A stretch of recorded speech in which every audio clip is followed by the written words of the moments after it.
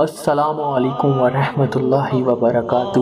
میں ہوں آپ کا میزبان محمد وقاص اور آپ دیکھ رہے ہیں ہمارا یوٹیوب چینل نالج ٹری۔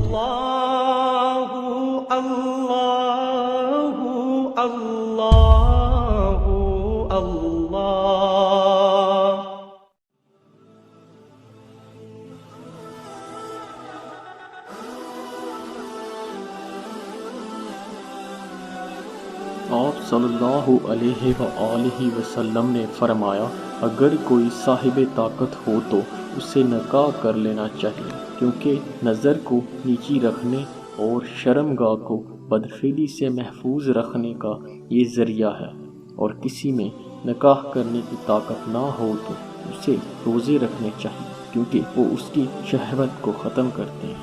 صحیح بخاری کتاب روزے کے مسائل کا بیان، حدیث نمبر 15۔